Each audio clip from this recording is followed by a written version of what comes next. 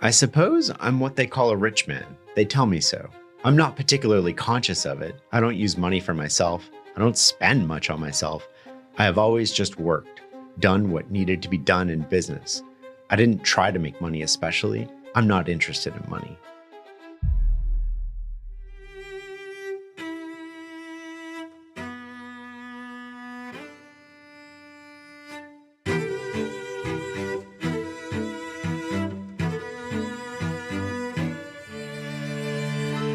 Welcome to the Knowledge Project. I'm your host, Shane Parrish.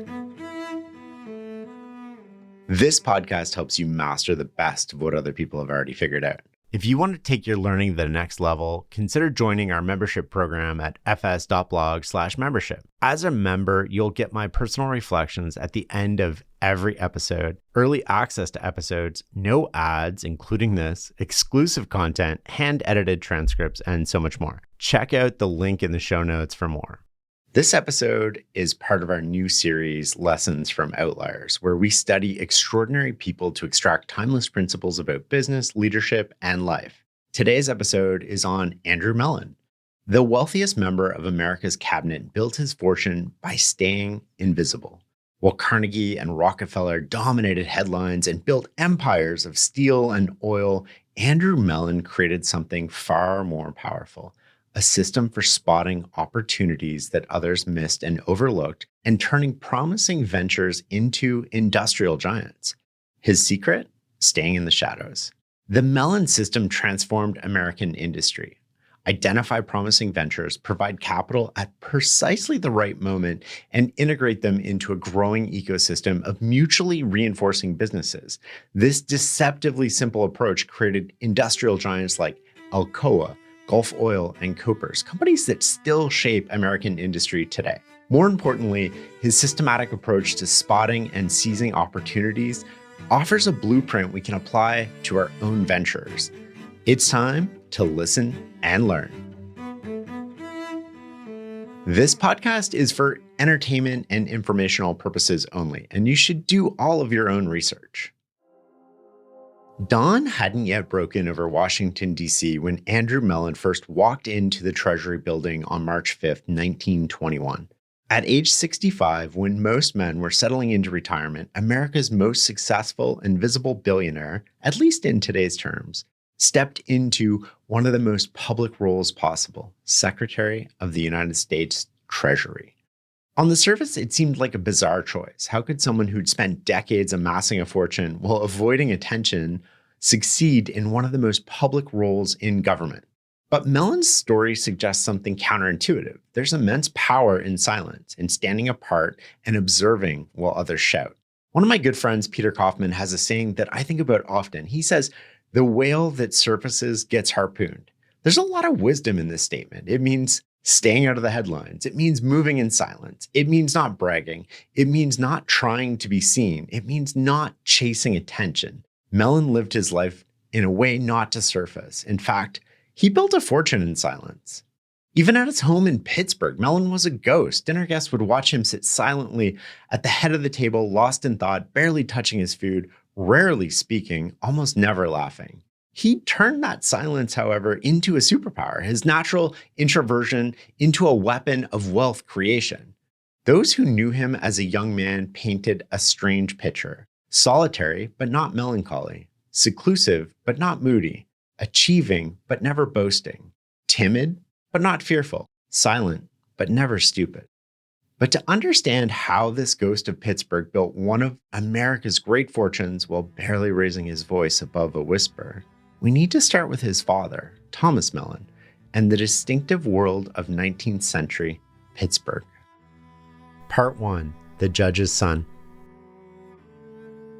Most great American fortunes of the 1800s were built by bold risk-takers, charismatic empire builders, but the Mellons were different. They moved with the patience of farmers watching crops grow, which makes sense because that's exactly where they started.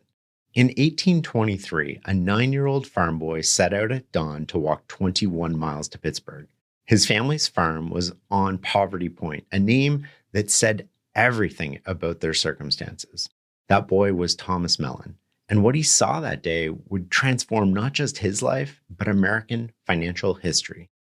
The local farmer walking beside young Thomas Mellon made a prediction. The boy would see more in that single day in Pittsburgh than in a lifetime back on the farm. And he was right, but not in the way he imagined. What caught Thomas's eye wasn't the roaring factories or bustling streets. Instead, he found himself transfixed by a vast estate overlooking the city, 1,500 acres with a mansion that seemed to command Pittsburgh itself. The whole scene, he would later write, impressed me with an idea of wealth and magnificence. I had before no conception of it. Suddenly, everything was possible. Silently, he asked himself whether I might not one day attain such wealth, and the answer to that question would launch a multi-generational journey from farming on Poverty Point to one of the richest and most powerful families in America. Well, most great American fortunes of the era were built by bold gamblers and charismatic empire builders. The Mellons took a different approach. Thomas, and later his son Andrew, would build their dynasty the way they learned to grow crops, by planting carefully, watching patiently, and waiting for the harvest. They understood something that modern investors like Warren Buffett and Charlie Munger would later teach so simply. The big money isn't in the buying or the selling. It's in the waiting. The Mellons had discovered this truth decades earlier, quietly building their empire while others chased quick riches. The farm boy who dreamed of mansions found his roadmap in an unlikely place, Benjamin Franklin's autobiography. While other teenagers worked the field, 17-year-old Thomas Mellon was studying Franklin's story as if it were a manual for success. This wasn't just inspiration, it was instruction. And it's worth pointing out that Thomas Mellon isn't the only one who found this book and loved it. Charlie Munger also had a similar experience with Ben Franklin's autobiography. Franklin's influence on Thomas Mellon would prove so profound that decades later, when establishing his bank in Pittsburgh, he placed Franklin's statue above the entrance. It wasn't decoration, it was a bronze reminder of the principles that guided him. The autobiography became his secular gospel, one that he would later preach relentlessly to his sons, none more so than Andrew. Thanks in large part to Ben Franklin's book, Thomas saw education as a way out of farming and Poverty Point. Not everyone agreed. Against his father's wishes, but supported by his mother and uncle, Thomas set out to pursue what he saw as the essential trinity of success: knowledge, wealth, and distinction. When choosing a college, he rejected the popular Jefferson College because its students lacked what he called earnestness of purpose. At Western University of Pennsylvania, he captured his emerging philosophy, writing, "Money is to society what the element of fire is to matter, diffusing warmth and vigor through all of its parts." This wasn't just clever wordplay. Thomas was developing a theory of wealth in real time that would guide the Mellon empire for generations. While other ambitious young men rushed into business, Thomas took a longer view. He chose law as his path into the business world, seeing it as Franklin had, not as an end in itself, but as a systematic way to understand how money moved through society. Though when he would later claim in the professions and business management certificates of either ability or learning are valueless, at the early stages, Thomas saw education as a tactical step, indeed the first such step toward his greater ambitions. While Pittsburgh's other lawyers chased headlines and high-profile cases, Thomas Mellon took a different approach. He kept his fees reasonable, built fierce client loyalty, and stayed in the background, despising display and notoriety. Mellon preferred to make money quietly. Law became a means to spot opportunities in real estate, foreclosures, and property development. Every foreclosure case, every property dispute, every business deal that crossed his desk wasn't just legal work. It was intelligence about where money was flowing in Pittsburgh's booming economy. His law practice became an observation post, letting him spot opportunities others missed. While other lawyers collected fees, Thomas collected assets, real estate, stocks, stakes in growing businesses. By age 29, this quiet approach had already made him relatively wealthy. But Thomas saw his law practice the way a chess player sees the opening moves of a game. It wasn't just about winning quickly. It was about positioning for the real opportunities ahead. This pattern, using a profession to spot investment opportunities, would become a classic wealth building strategy. A century later, Charlie Munger would follow the same path, practice law by day, but use that knowledge to build lasting wealth through investments. Both men understood that true wealth rarely comes from a salary. It comes from owning things that grow in value while you sleep. This systematic mindset extended to every aspect of Thomas's life, even marriage. Just as he'd approach education and career as systems to be mastered, he viewed matrimony through the same cold, analytical lens. It wasn't looking for passion and romance as much as a partner, evaluating potential wives with what he called an impartial assessment of their favorable and unfavorable qualities. He found his helpmate in Sarah Jane Negley. Her high status and connections expanded his network of opportunities even further. Over the next 16 years, the Mellons would have 8 children, with Andrew arriving in 1855 as the 6th child and 4th son. From the beginning, Andrew stood apart.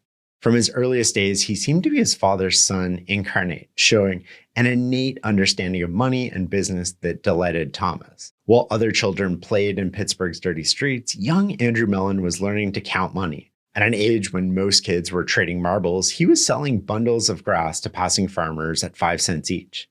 When that business proved successful, he recruited his brothers to sell produce from the family garden. That enterprise was so profitable and so successful that his mother sometimes had to buy back her own vegetables just to have something for dinner. This wasn't normal childhood behavior, but the Mellon household was anything but normal. Thomas raised his children according to philosopher Herbert Spencer's maxim that life was a struggle, which only the fittest survive.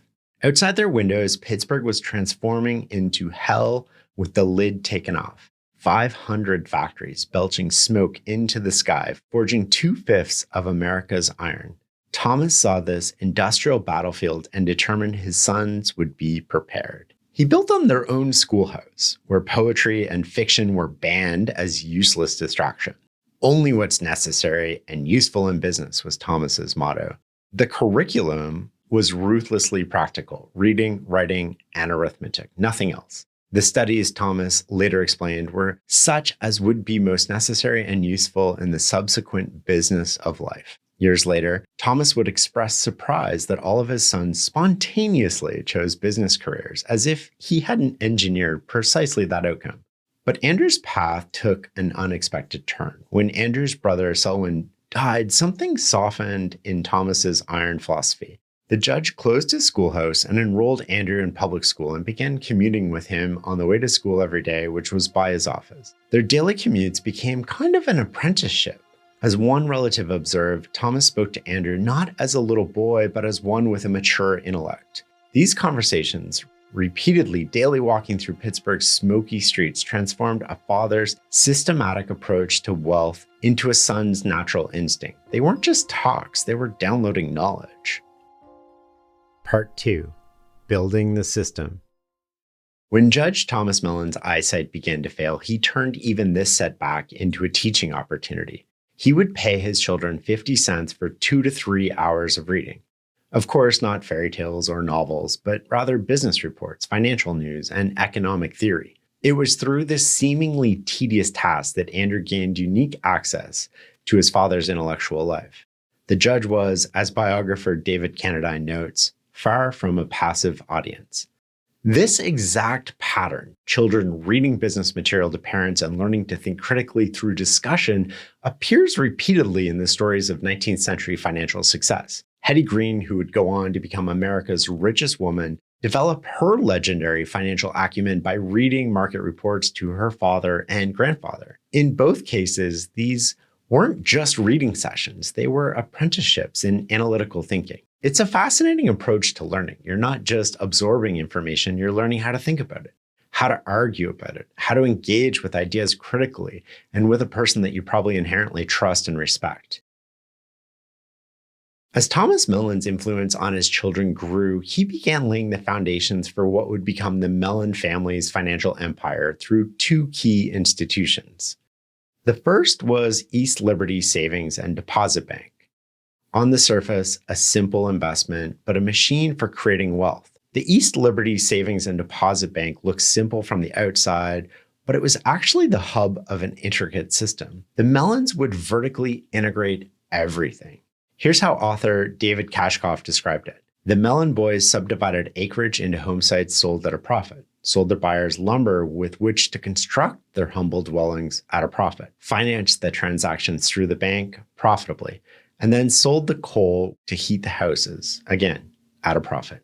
This interlocking system of businesses, all reinforcing one another, would become known later as the Mellon system once Andrew perfected it. The integration would give them unprecedented influence and advantage over competition.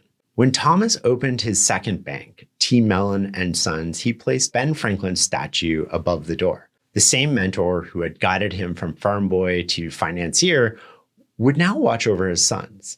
Thomas approached banking with characteristic confidence. He said, "There is nothing in banking but what you ought to be able to learn in a week or two. As to bank books, keeping them is the simplest of all kinds." He wasn't alone in this optimism. Over 20 new banks opened in booming Pittsburgh during this period, which may explain why there were so many financial panics. Andrew proved to be a reliable study. Judge Mellon's trust in young Andrew was so complete that at just 19, Andrew became the only person beside his father with the bank's safe combination. The 1860s proved remarkably fertile ground for the Mellons' ambitions. Pittsburgh was transforming into the industrial capital of America. The nation's railway network doubled, and Pittsburgh stood at the center of American industrial revolution. The city neared 300,000 residents, producing half the nation's glass and iron, while new industries sprouted like wildflowers. Heinz Food Processing, Westinghouse's air brakes, and soon Carnegie's revolutionary Bessemer steel process, which would help him create his own empire.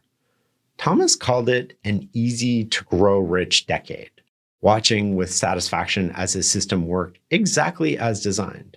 For the judge, though, the greatest satisfaction came not from the profits themselves, but from seeing his sons succeed in the system that he had created. Yet this golden age wouldn't last. In 1873, a financial hurricane, in what came to be known at the time as the Great Depression, swept from Europe to America, destroying nearly half of Pittsburgh's banks in its path. Even the mighty Mellon banks barely survived. Thomas had to turn away desperate customers. Shaken and humbled, he closed the East Liberty Savings and Deposit Bank and debated going out of the banking business entirely. The judge and Andrew learned something profound from the panic of 1873, something that would shape not just their fortune, but a pattern repeated by history's greatest wealth builders. They realized that financial storms don't just destroy, they create opportunity. This goes back to one of the key lessons Thomas Mellon tried to instill in his children. Life is competition, and only the fittest survive. While most tried to simply survive panics, great fortunes were built by those who understood a crucial truth. Downturns are inevitable, and when they happen, only those positioned to take advantage of them can thrive. The panic of 1873, like the panics of 1857, 1884, and 1907 that would follow, wasn't just a crisis. It was a chance to acquire valuable assets at fire sale prices. In an era where banks went out of business quickly, the Mellons always kept a surplus and never needed the kindness of strangers to survive. It got pretty close one time, but they survived, and it was never, ever that close again. That's more a testament to just how bad the downturn was than from them not having enough capital. Being well-positioned to take advantage of opportunities continues to build great fortunes. When others retreated, when weak competition failed, when solid businesses were selling for pennies on the dollar, that's when the prepared few expanded their empires. As John D. Rockefeller would later observe, the strong feed during depressions. And you can think of the 2008 financial crisis and how Buffett was able to deploy billions of dollars with really high rates of returns in a matter of weeks. While everyone else was paralyzed, he provided liquidity, of course, at a price. Well, you can't predict when the next crisis will hit. You know there will be one. When it does, those who borrowed too much or expanded too fast fight for survival, while those who stayed strong and liquid pounce on opportunities. The Mellons understood this truth early. The goal isn't just to be strong enough to survive the storm, It's to be strong enough to capitalize on it. While others pray for endless summer, the wise prepare for winter, knowing that fortunes are built when the assets are cheap and competition is weak. This is really the idea behind positioning, and it combined with patience would really build and fuel the Mellon fortune. The panic of 1873 was Andrew Mellon's first, but far from his last, and marked his true entry into banking. At 19, Andrew didn't look like a banking titan in the making. He was thin-voiced, shy, and uncommunicative. But something remarkable was happening at T. Mellon and Sons. This quiet teenager was becoming the family's center of gravity. He didn't demand authority, he simply exercised it naturally. Soon, everyone from his father down was asking the same question. What would Andy think? While other Pittsburgh titans roared and dominated, like Carnegie and Steel or Frick and Cole, Andrew moved like a shadow through the financial world. His quietness wasn't just personality, it was strategy. He moved in silence so as not to attract attention. He was building something different. Not a visible empire of smokestacks and railroads, but an invisible web of financial power. He began methodically acquiring local banks, each piece carefully chosen to expand his reach. But his masterstroke came in 1886 when he established just the second trust company in Pittsburgh. While regular banks faced tight restrictions, trust companies, on the other hand, could do almost anything. They could lend against real estate, deal in stocks and bonds, even act as venture capital firms of their day. Andrew ventured far beyond his father's bread and butter of mortgages and real estate. By his early 30s, Andrew had built his family's fortune to the modern equivalent of $50 million. But he was just getting started. His true genius would emerge late one day in 1889 when three men walked into T. Mellon's and Sons seeking a modest $4,000 loan, a moment that would transform not just the Mellons, but American industry itself. The three men who walked in that day were Captain Alfred Hunt, an MIT-trained metallurgist, George Clapp, a young chemist, and Arthur Davis, fresh from Amherst College. Their company, named the Pittsburgh Reduction Company, had developed something revolutionary, a practical method of producing aluminum through electrolysis. It was a classic startup, a breakthrough technology, promising early results, but a desperate need for capital to expand. On paper, it looked incredibly risky. They were producing just 475 pounds of aluminum daily and selling it for about $2 a pound. And they were struggling to convince anyone to abandon trusted metals like iron and copper for this expensive new material. But where others saw shabby accounts and a lot of problems, Andrew Mellon saw opportunity. Instead of just the $4,000 they requested, he offered them $25,000, more than 6 times what they asked for.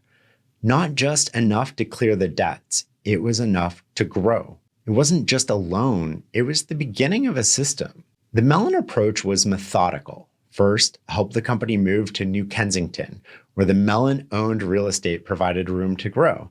Then engineer a crucial expansion to Niagara Falls, where cheap hydroelectric power could drive costs down. Lower costs meant lower prices, and lower prices meant explosive growth.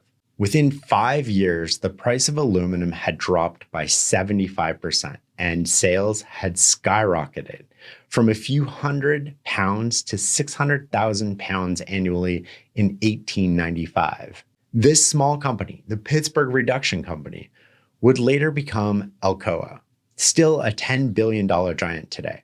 But more importantly, it revealed what would become known as the Mellon touch, the ability to spot not just promising technologies, but the right people to build them into empires. The Mellon system that emerged wasn't just a collection of investments. It was a wealth-building machine that got smarter with every deal. While its foundations were simple, identify promising technologies, back exceptional operators, provide capital at crucial moments, its real power lay in flexibility. The Mellons didn't have one playbook. They had many. With aluminum and the Pittsburgh Reduction Company, they were content being minority investors, taking about 12%, while letting the founders run the show. But in oil, they seized majority control and installed family leadership. This flexibility made them one of the few who could ever successfully compete against John D. Rockefeller. When Standard Oil tried to squeeze them out by manipulating railroad rates and trying to block them at every turn, they didn't fight directly. They simply built their own 271-mile pipeline to the coast. By 1894, they controlled 10% of America's oil exports, prompting Andrew to confidently tell one associate, "We have every facility possessed by the Standard Oil Company and receive and deliver oil under as favorable conditions in every way." Rockefeller would eventually buy them out, but not because the Mellons were weak, but because they were strong. They had built something he couldn't crush into submission. This wasn't just their father's system anymore. Like Thomas Mellon, they believed in vertical integration and backing capable operators. But where the Judge had stuck to familiar territory, coal, iron, and real estate, Andrew and Dick ventured into cutting-edge industries like hydroelectric power and aluminum manufacturing. As one historian noted, Andrew may habitually have asked, "What would father do?" But his answers wouldn't always have convinced the Judge. The system wasn't perfect. In 1890, they missed a golden opportunity with George Westinghouse, who was demanding too much equity for a $500,000 loan. Westinghouse turned to New York financiers instead, a decision Andrew would later regret as he watched a major Pittsburgh industry slip away. But even failures fed the learning machine. By 1912, their banks controlled half of Pittsburgh's banking resources. But more importantly, they built something that looked more like a modern venture capital firm than a traditional bank. Each new venture made their network stronger and their intelligence deeper. Every inventor they backed, every operator they partnered with, didn't just bring one opportunity, they brought access to entire networks of knowledge, relationships, and new opportunities. It was a system that learned from itself.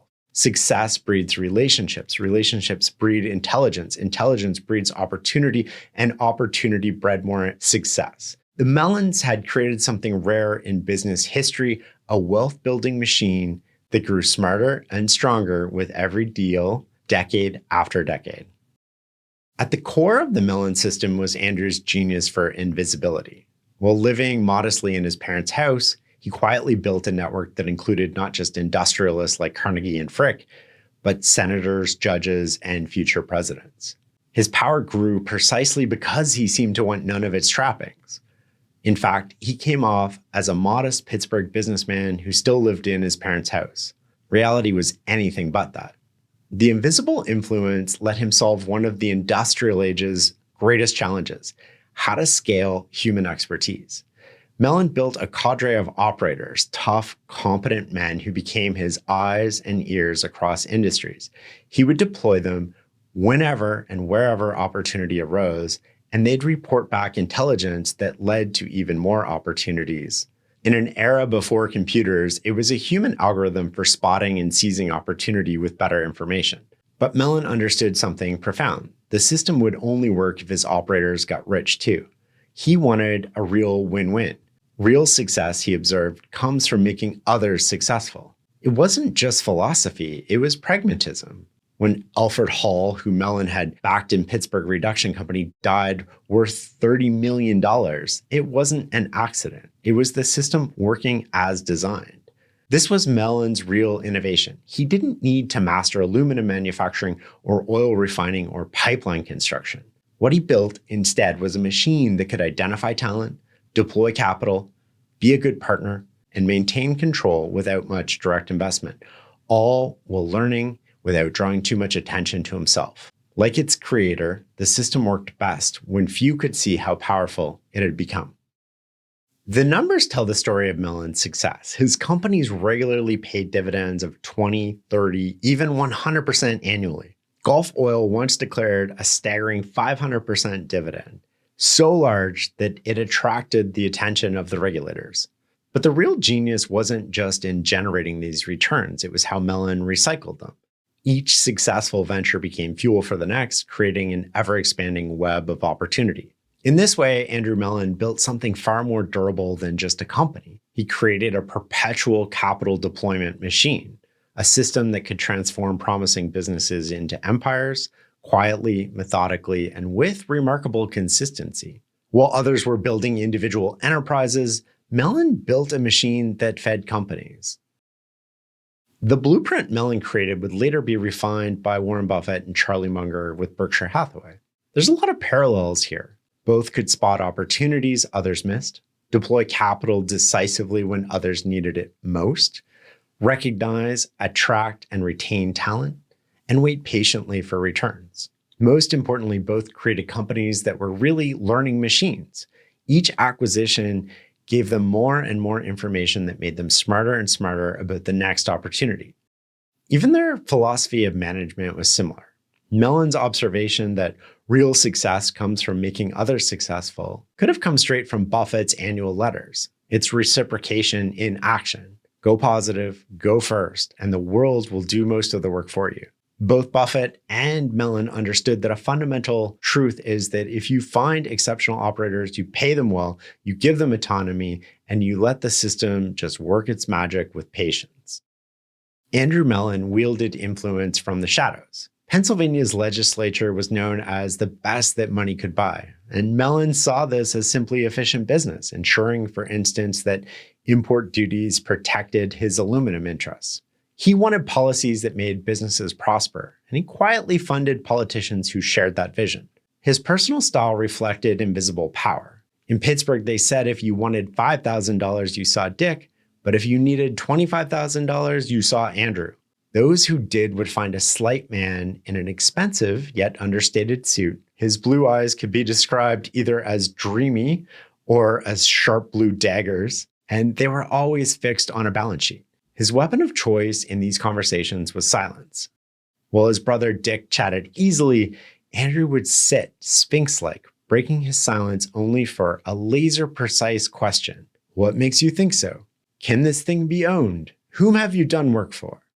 Most people left his office disappointed. Some got a brief, here's the trouble with the whole scheme. Others received detailed explanations of why their ventures would fail, but a select few heard the magic words, I may be able to help. By 1907, the system Mellon had built was staggering in its reach. From his position at Union Trust Company, he held 41 corporate directorships, more than anyone else in Pittsburgh. His brother Dick held 31, but these numbers only hinted at their true influence.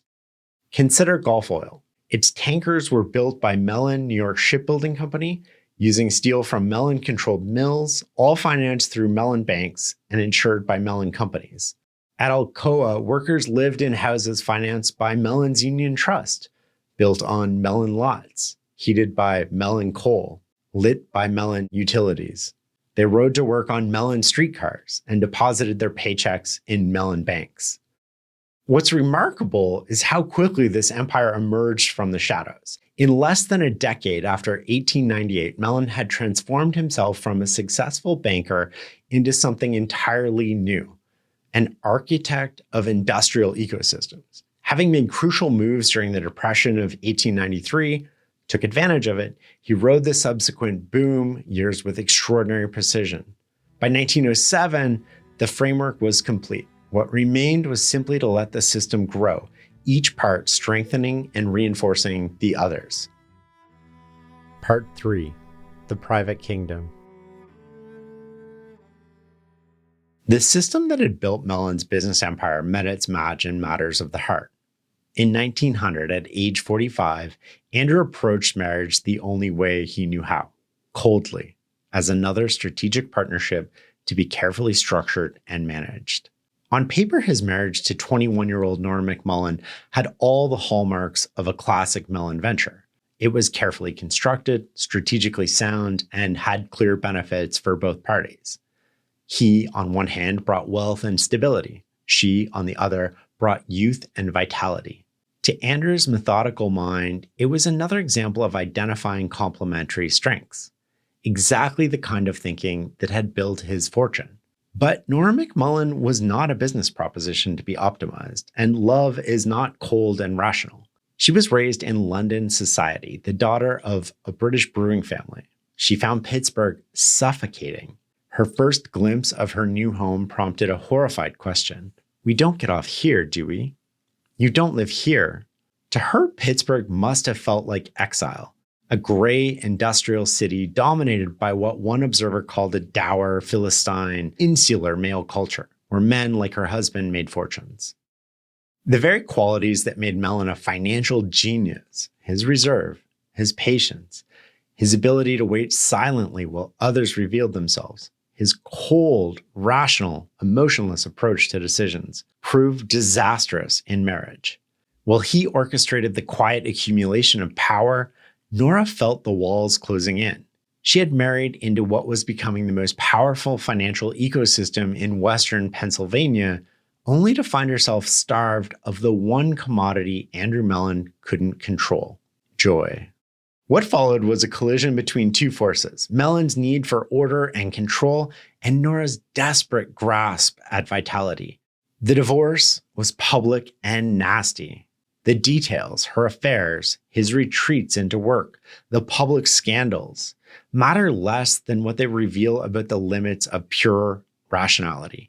Here was a man who could orchestrate entire industries and bend the world to his will, but he couldn't bridge the gap across his own dinner table. The divorce in 1913, like everything else in Mellon's life, was handled with meticulous attention to detail. The settlement was one of the largest at his time. The timing was ironic. Just as his business system was really reaching its apex of efficiency, his personal life demonstrated that not everything could be managed like a balance sheet or an income statement. You couldn't integrate a marriage the same way that you could integrate an industry or a company. In the aftermath, Mellon retreated farther into his work, where the rules made sense, where the silence was an asset, not a liability. A conversation with Robert Kennedy Duncan, the scientist who would go on to help establish the Mellon Institute, captures the poignant reality of Mellon's life. Duncan, Andrew asked one day, "Are you happy at home?" When Duncan confirmed that he was most happy, Mellon's response was revealing: "Then you are a far richer man than I am." The divorce marked a turning point. While personal happiness eluded him, Mellon found a new challenge worthy of his methodical mind. Pittsburgh itself was reaching its limits. At age 60, while many of his wealthy peers had moved to New York, Mellon saw what others missed. The region's traditional industries were plateauing, and its future growth would depend on something that had always fascinated him: the marriage of science and industry. He had witnessed firsthand how his most successful ventures like Alcoa or carborundum and Gulf Oil increasingly relied on what we would now call research and development. But true to his nature, Mellon didn't rush in to solve this problem. He watched and he waited. The solution arrived in 1911 through an unlikely partnership with a Canadian professor named Robert Kennedy Duncan. Duncan approached Mellon with a radical idea: industrial fellowships that would bridge the gap between academic research and commercial application. He had tested this concept at the University of Kansas with projects ranging from extending the life of laundered fabric to finding new uses for waste buttermilk. In Duncan's systematic approach to innovation, Mellon recognized something familiar: his own methodical style applied to scientific discovery. Following the same patient pattern that he'd used to build his business empire, Mellon started small: a wooden building and a 2-year trial period. When early projects showed promise, including the conversion of petroleum to gasoline and tackling Pittsburgh's chronic smoke pollution, Mellon and his brother Dick committed fully. By 1913, they had funded a permanent structure in brick and granite, pledging $325,000 for construction and $40,000 annually for maintenance. The Mellon Institute of Industrial Research wasn't charity in any conventional sense. It was strategic investment in Pittsburgh's future. Once again, Mellon's patience had paid off. The institute would later merge with the Carnegie Institute of Technology to form Carnegie Mellon University, now one of the world's premier research institutes. In characteristic silence, Mellon had orchestrated another masterpiece of systematic thinking. He had solved multiple problems at once, advancing American industrial research, securing Pittsburgh's economic future, and creating a lasting memorial to his family's interest in applied science. This same instinct for strategic opportunity would serve him exceptionally well as Europe descended into war in 1914. Months before the conflict, Mellon had quietly orchestrated what seemed like just another industrial investment, but it would prove to be a masterstroke. The story centered on coke, the high carbon fuel essential to steelmaking. For decades, Pittsburgh's landscape had been dominated by dome-shaped beehive ovens, more than 50,000 of them, belching toxic gases into the air as they converted coal into coke. It was cheap, dirty, and outdated. One of the many reasons Pittsburgh had earned its nickname, Hell with the Lid Taken Off. Europe, particularly Germany, had moved on to something far more sophisticated, the byproduct method. The key player here was Heinrich Koppers, a German industrialist who had perfected his new approach and was working with United States Steel to install 300 of these new ovens. Instead of wasting valuable gases, his ovens captured these byproducts, converting them into essential chemicals, the building blocks of modern industry and, as it would turn out, modern warfare. In 1913, while others saw just another industrial investment, Mellon saw the future. With his characteristic thoroughness, he consulted his network in the coal and steel industries, including Thomas Lynch of the Frick Coal Company and Henry Clay Frick himself, before committing $1 million for a 37.5% stake in Koppers American Company. Then he orchestrated his familiar pattern of integration. Within months, the H. Koppers Company relocated to Pittsburgh, established a fellowship at the new Mellon Institute, and began interweaving itself with the other Mellon companies. What looked like routine business development was actually preparation for a war that wouldn't start for another year. Once again, Mellon's patience and systematic thinking had positioned him well ahead of events. When World War I erupted in Europe, Mellon's decades of patient positioning suddenly paid off with explosive force. What looked like a collection of separate businesses revealed itself as an interconnected empire perfectly positioned for wartime production. The conflict proved to be as much a battle of chemicals as men and steel, and Pittsburgh, thanks to Mellon's foresight, was at the center of it all. The numbers tell the story. Alcoa's pre-tax earnings nearly tripled from $8.9 million in 1915 to $25 million in 1916. Gulf Oil's assets ballooned from $142 million to $254 million between 1917 and 1920. Even the cyclical coal business thrived, with the Pittsburgh Coal Company's profits surging from $104 million to $160 million. At the heart of this empire, Mellon's banks grew even faster. Union Trust became so profitable, it raised its quarterly dividend from 25% to 35% in 1916, on top of its traditional 6% Christmas bonus. By 1918, its assets matched those of all other Pittsburgh trust companies combined. This was the most dominant institution in Pittsburgh. Mellon's personal fortune exploded from $55 million in 1913 to $80 million by 1921. But these were merely book values. They really understated how much he was worth. His Gulf Oil holdings alone were valued at $17.4 million on paper, but they were worth close to $100 million at market prices. The true extent of his wealth was almost impossible to calculate. And that's how he liked it. Contemporary estimates put his fortune at about $135 million or $1 billion or so in today's money. The quiet banker from Pittsburgh had become one of America's wealthiest men while barely raising his voice above a whisper. By late 1920, at age 65, Andrew Mellon had reached what should have been a natural stopping point.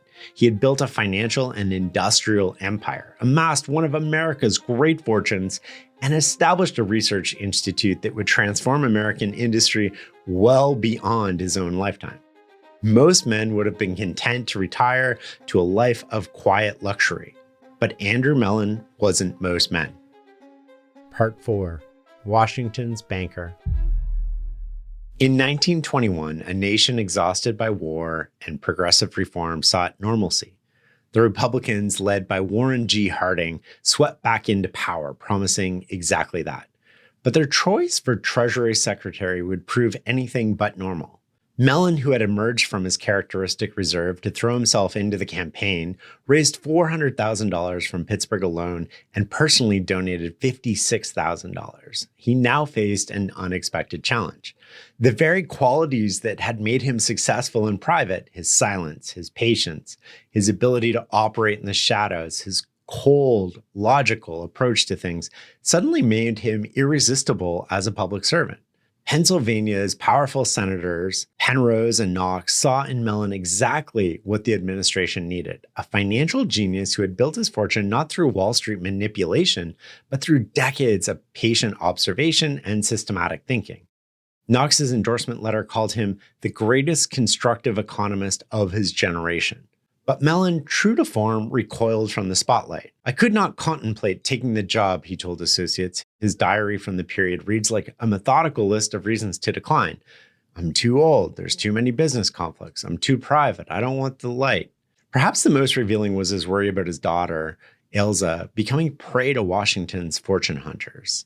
Yet the forces pulling him toward Washington proved irresistible. Elsa was eager for the move. Andrew's life in Pittsburgh, with his children scattered and his friends moving away or dying, had grown lonely. When Knox called on late February 1st to say the Treasury position was his, Mellon's diary recorded his characteristically understated response. "Tell him I am not sure that news is pleasing to me." The United States Treasury that Andrew Mellon inherited looked remarkably like a troubled company in need of restructuring. The government's debt had ballooned 20-fold during the war years, from $1.2 billion in 1916 to $25.5 billion by war's end. The top marginal tax rate had soared from 15% to 77%. Most pressing was the $7.5 billion in short-term debt accumulated at rates up to 6%, with some coming due in just a few years. Mellon approached the nation's finances as he had approached his business empire, with systematic precision. His solution was pure banking elegance. Refinance the loans at lower rates, saving the Treasury $200 million annually, while extending and staggering repayment terms from 23 to 28. It was the same methodical thinking that had built his fortune now applied to the nation's balance sheet. The contrast with his cabinet peers was striking. His personal fortune exceeded that of all the entire cabinet combined. Herbert Hoover, the self-made Secretary of Commerce, was worth a mere $4 million compared to Mellon's understated $100 million plus. But what truly set him apart wasn't his wealth, it was his obsession with detail and an industrialist focus on relentless execution. The Treasury Department, he insisted, must be conducted on business principles and kept free at all times from detrimental influences. On his first day, Mellon demonstrated that his habits wouldn't change with his title. Just as he had for decades in Pittsburgh, he arrived before everyone else. He knew the details better than anyone else. The ghost of Pittsburgh was about to reshape America's financial architecture, and he would do it in only the way that he knew how, quietly, methodically, and with a relentless attention to detail. Here was a puzzle worthy of Andrew Mellon's systematic mind. When tax rates rose too high, wealthy people didn't simply pay more, they found creative ways to pay less. Most rich Americans were avoiding the 77% federal rate entirely by investing in tax-exempt state and municipal bonds. His solution revealed the same counterintuitive thinking that had built his fortune: lower the top rate to 25%. The logic was pure Mellon. If federal taxes dropped significantly, the wealthy would rationally move their money from low-yield tax-exempt securities into higher-returning industrial stocks. Just as he had learned in business, sometimes you have to lower prices to increase total revenue.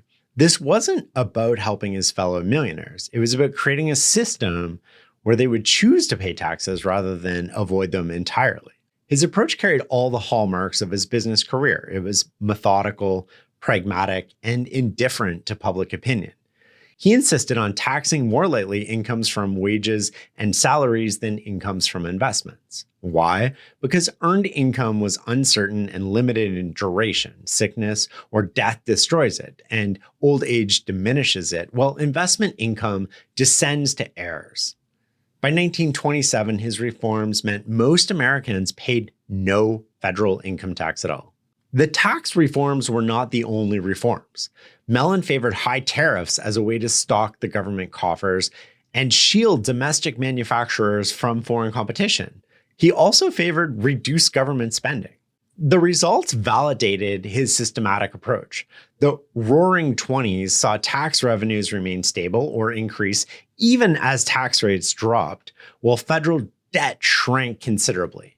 Critics argued that his policies favored the wealthy who received the largest rate reductions, but Mellon pointed to the data, which said the rich actually paid a larger share of total income taxes because the lower rates encouraged honest reporting rather than tax avoidance. What fascinates me about this chapter in Mellon's life is how perfectly it demonstrates his core strengths. Here was the wealthiest member of the cabinet proposing policies that would obviously bring him intense criticism from all sides. Yet, just as he had done in Pittsburgh, he treated public opinion as irrelevant noise. In his mind, optics didn't matter, only results did. The Treasury was just another enterprise to run efficiently, regardless of how it might look to have a millionaire advocating for tax cuts. For a man who had built his fortune through silence, Andrew Mellon now faced his greatest challenge. He had to talk.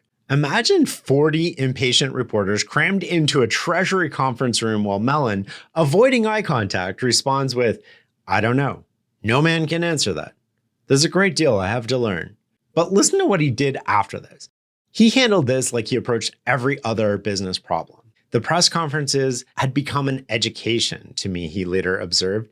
The newspaper men, they come in here and they ask me a lot of questions about things I know nothing about. And when they leave, I send for somebody who knows and find out all about them. And the next time they come, I know. Think about that approach compounded over a long life. That's insane. He's just a constant learning machine. It reminds me of Charlie Munger's observation about people who go to bed every night a little wiser than when they grow up. We see this pattern in great minds like Munger and Buffett and guests that we've had on the show. This relentless drive to learn regardless of age or achievement. Always learning. Constantly. A little bit extra every day applied over a long life. Perhaps it's not surprising that of all the presidents Mellon served under, Calvin Coolidge provided his most natural ally. Both men were of few words. They often conversed entirely in pauses. They shared not just an aversion to ostentation, but a deep belief that systematic thinking could solve problems. Coolidge's famous declaration that the business of America is business could have been written by Mellon himself. Part 5. The Fall. While Mellon was quietly restructuring the nation's finances, a perfect storm of forces was transforming American society. The changes were so profound that they would reshape not just the economy, but the very fabric of American life. The foundations were laid by war and demographics. Soldiers returning from World War I started families, creating enormous pent-up demand for consumer goods. Meanwhile, Europe, devastated by conflict, turned to America for both manufactured goods and capital. The result was an unprecedented economic opportunity, one that would be amplified by three massive waves of change. First came the technological revolution. Henry Ford's assembly line completely transformed manufacturing, dramatically increasing productivity. The telephone and radio compressed time and space, spreading information and speculation faster than ever. Second was the financial transformation. Banks and retailers began offering installment plans, making major purchases accessible to average Americans for the first time. Meanwhile, growing confidence led many Americans to invest in stocks using easily available margin, creating both opportunity and risk. Finally, there was a profound social shift. Advertising and mass media exploded, encouraging a culture of consumerism. The continuing migration from rural areas to cities accelerated social change. The quiet, methodical world of Andrew Mellon's Pittsburgh was giving way to something louder, faster, more dynamic, and potentially more dangerous. The government's role in all of this, Mellon's domain, was to reduce friction, lower taxes, increase tariffs, and generally stay out of the way. But as the Roaring Twenties gained momentum, a question lurked beneath the surface. Could a system built on such dramatic change maintain its stability forever? When Herbert Hoover won the presidency in 1928, the architect of America's prosperity faced a fateful choice. Mellon, now 73, could have retired at his peak, acclaimed as the genius behind the Roaring Twenties. Instead, he chose to stay, a decision that would test whether his systematic approach could handle a system spinning out of control. By 1929, the banker's careful eye saw what others missed.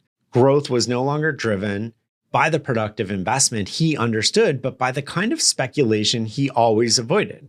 As a Federal Reserve Board member, he repeatedly voted to raise interest rates in order to curb the frenzy, but was consistently outvoted. His diary from this period reveals mounting frustration. Meeting Federal Reserve Board, he wrote in March, I vote with board, but state I think increase in the discount rate to be inevitable. By May, he was openly criticizing the board to President Hoover for their refusal to act and raise rates. True to his nature, Mellon tried to warn the public in his characteristically understated way. For prudent investors, he told reporters, now is the time to buy good bonds. He added carefully that while many stocks remain sound investments, some are too high of a price to be good buys. It was classic Mellon, measured, precise, and systematic. But in a market gripped by speculative fever, his quiet voice went unheard. The crash, when it came, was unprecedented in its severity. October 23rd saw what papers called a hurricane of liquidation. More than 6 million shares changed hands, wiping out over $4 billion in paper value. The next day, dubbed Black Thursday, nearly 13 million shares traded. By October 29th, 16 million shares changed hands, a record that would stand for 39 years. What made the crash particularly devastating wasn't just the falling prices, it's that so many people had borrowed heavily to invest, turning paper losses into real bankruptcy. While others panicked, Mellon displayed the same quiet observation that had built his fortune. His diary entry for that fateful Tuesday simply noted stock market panic. RBM telephones from Pittsburgh asking conditions as to money. Devine comes to lunch. While Wall Street was in meltdown, he calmly discussed art acquisitions over lunch with Devine, a famous art dealer. This calm wasn't just personality, it was positioning. One of the things that seems underappreciated about many outliers is that they're never forced by circumstances into bad decisions. Mellon's decades of systematic thinking had created a fortress of wealth that no market panic could breach. He simply did not have to sell. In fact, he could take advantage of the dislocation. His composure was cold Mellon rationality. Only 2.5% of Americans owned stocks in 1929, and his own wealth remained largely insulated, tied up in mostly private enterprises like Gulf Oil and Alcoa, rather than publicly traded securities. In fact, while the market crashed around him, his personal income actually increased from $5.2 million in 1928 to $7.8 million in 1929. However, the coming crisis would demand more than just cool analysis. It would require a kind of public leadership that had never been his strength. The qualities that had made Andrew Mellon a financial genius, patience, detachment, systematic thinking, were about to become his fatal flaws. By January 1932, more than 10 million Americans were underemployed. In industrial cities like Pittsburgh, his Pittsburgh, unemployment approached 50%. The crisis came to a head in September 1931 when Britain abandoned the gold standard, triggering another cascade of bank failures across America. Among the victims was the Bank of Pittsburgh, the city's oldest financial institution. It was the only major bank in Pittsburgh outside of the Mellon reach. It was particularly hard hit when Britain abandoned the gold standard. In contrast, the Mellon banks were exceptionally well capitalized throughout the Depression. The Bank of Pittsburgh needed $1 million to remain solvent, a trivial sum for a man of Mellon's wealth. A late-night meeting at his Fifth Avenue mansion could have saved it. Instead, Mellon imposed a condition he knew would be rejected. He wanted control. The directors refused, effectively ensuring the bank's collapse. Mellon knew exactly what he was doing, for by imposing such conditions, he would either obtain the Bank of Pittsburgh for nothing or terminate it for nothing. Mathematically, it was pure win-win. Remember, to Andrew Mellon, who was brought to believe that only the strongest survive, recessions were nothing more than an opportunity for the strong to get stronger and acquire the weak. And these opportunities don't come around very often, so you have to take advantage of them. Reputationally, Mellon's approach was a disaster. It was the act of a man who coldly pressed his advantage too far. This reminds me of something Warren Buffett said.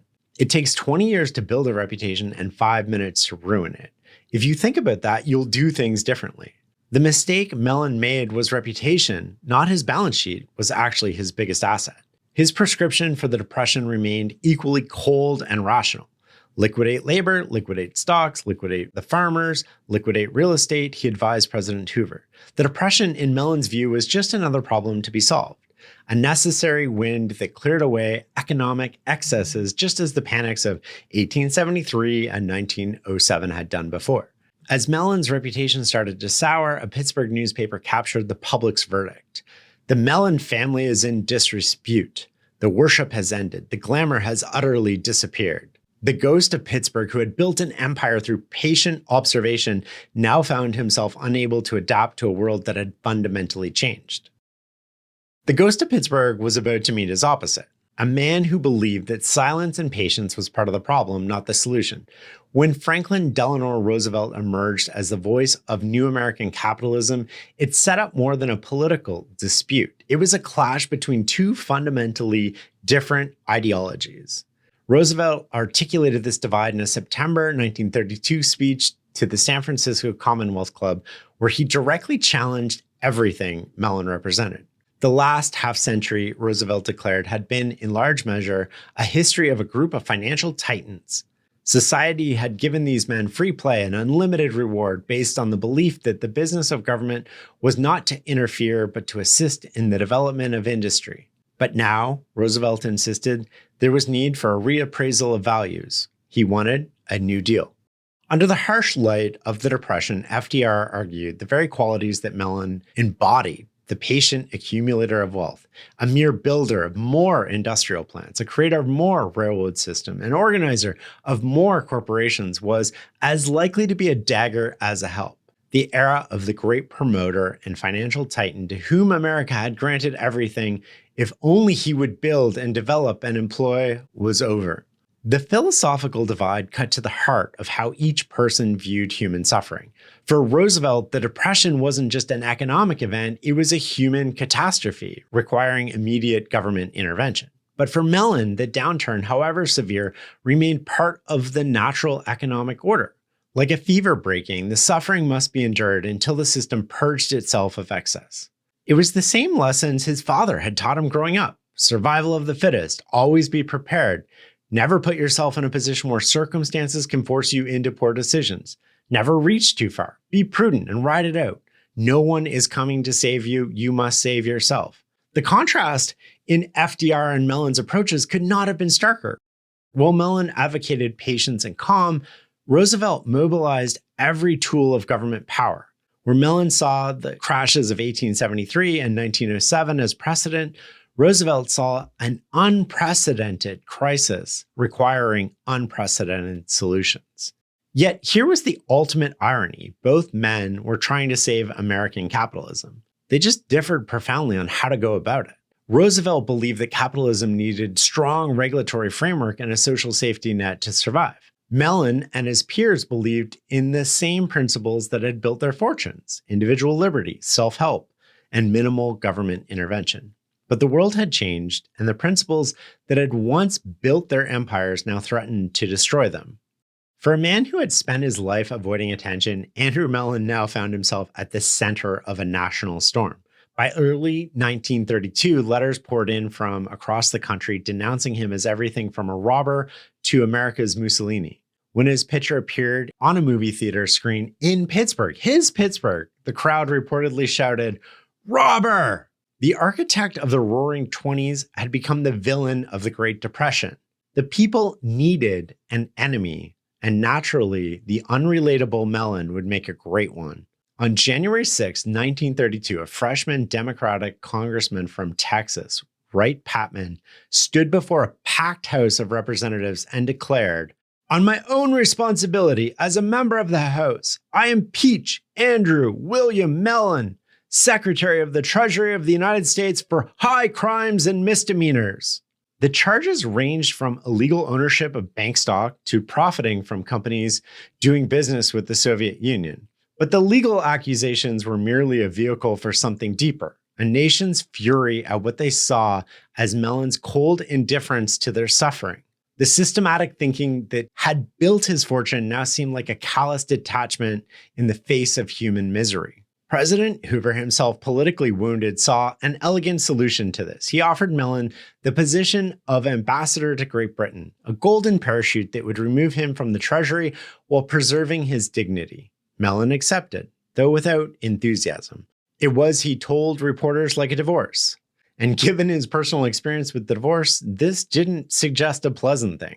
Mellon's departure marked more than just another political casualty. It signaled the end of an era in American economic thinking. The bankers' faith in eventual market self-correction, in patience and systematic thinking, gave way to Roosevelt's vision of active government management. The debate between these two competing philosophies, the government saving people or the people being fully responsible, continues to shape American economic policy today and policy all around the globe. In the summer of 1933, Andrew Mellon made what would prove to be a fateful visit to the White House.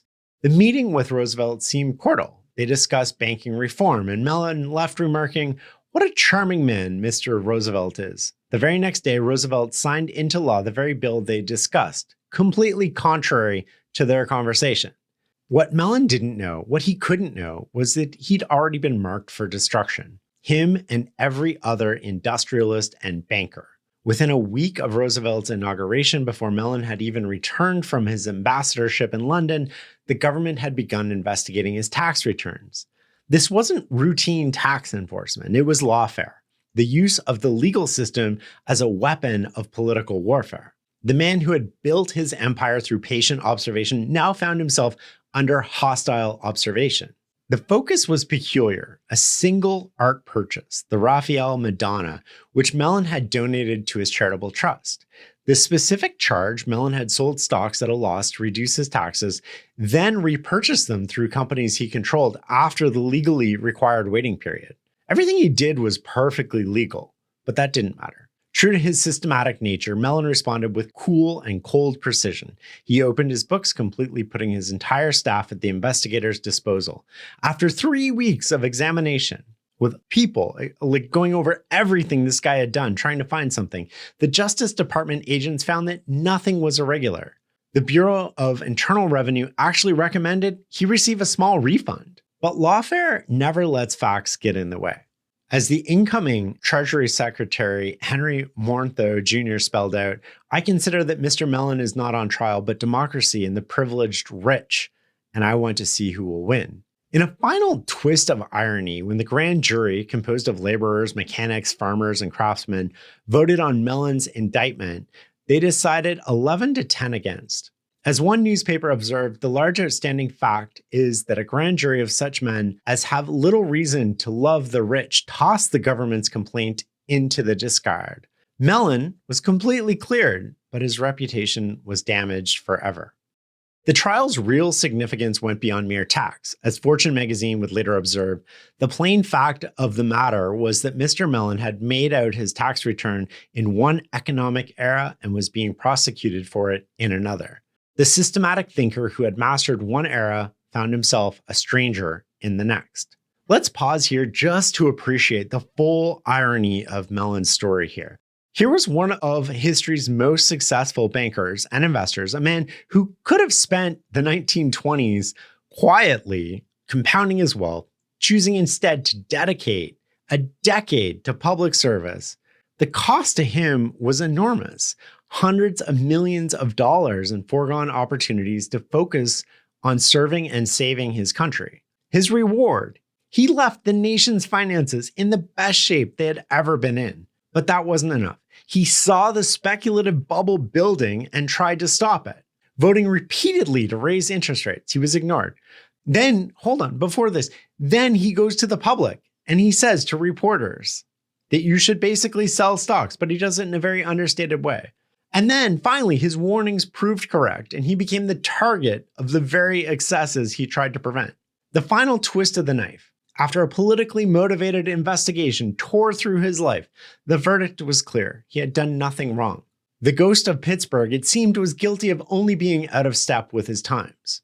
There's a larger lesson here about power, public service, and reputation. Mellon's cold, rational mind had built one of history's greatest fortunes, but rationality, it turns out, can't protect you from politics. The tax trial was never really about taxes. What Roosevelt's administration put on trial was the entire way of thinking about American capitalism, and Andrew Mellon was its perfect poster child.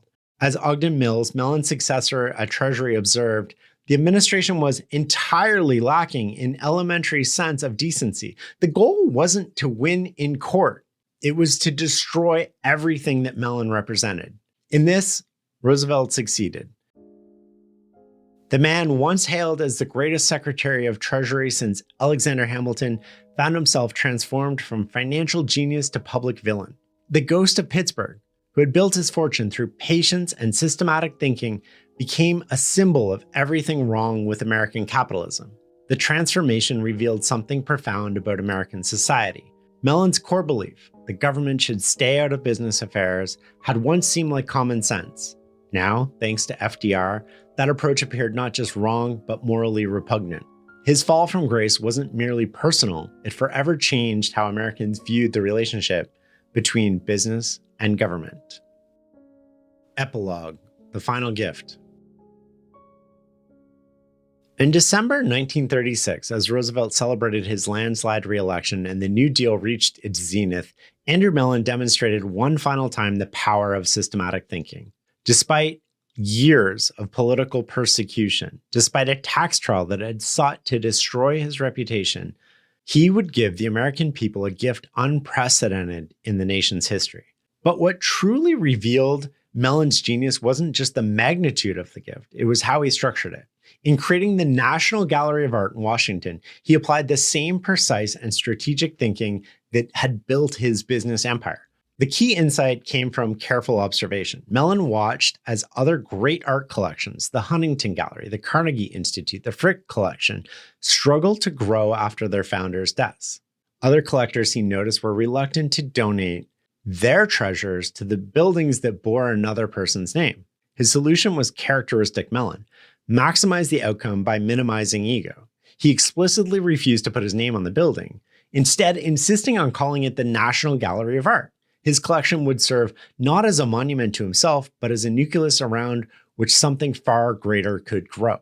It was the Mellon system in its final, perhaps most perfect form: provide the initial capital, establish the right conditions for growth, and then let the enterprise build its own momentum. Even in his final act, Andrew Mellon thought like a system builder. The governance structure for his National Gallery revealed the same careful planning he applied to every venture. He created a board of 9 trustees with 5 private citizens forming a controlling majority. Each trustee was selected with characteristic precision: his son-in-law, David Bruce, his lawyer, Donald Shepard, and others he knew would protect the institution's independence and standards. The design was pure Mellon, a private institution operating in the public interest, subject to no review by any federal officer or agency other than a court of law. Works could only be added if they met the high standards set by his initial collection. It was exactly the model he had always believed in: private initiative creating public good. Some cynics suggest the gallery was merely an attempt to win favor during his tax trial, but Mellon's systematic mind had been quietly working on the gallery for years before his troubles began. In fact, you're not even going to believe this. This will blow your mind. You can't make this up. The education and charitable trust he created to fund the gallery became one of the very things prosecutors tried to use against him. In the final months of his life, a different Andrew Mellon emerged. The banker who had spent decades accumulating wealth now worked with unprecedented urgency to create something lasting for the American people. When asked why he persisted despite continued opposition from the administration, he replied, "Eventually the people now in power in Washington will be dead, and I will be dead. But the National Gallery, I hope, will be there. And that is something the country needs." Time has vindicated his vision. Today, the National Gallery stands as one of the world's great museums. Its collection far larger than what Mellon initially provided. Other collectors, just as he had predicted, have added their own treasures to this truly national institution. The ghost of Pittsburgh had created something that would outlive not just his reputation, but the very era that had tried to destroy it. Perhaps that's the final lesson of Andrew Mellon's remarkable life. True legacy isn't about putting your name on buildings, it's about creating something that outlasts you. Conditions that allow something greater than yourself to grow and flourish long after you're gone. In giving his art to the nation, Mellon didn't just build a museum, he created an institution that continues to enrich American cultural life nearly a century later.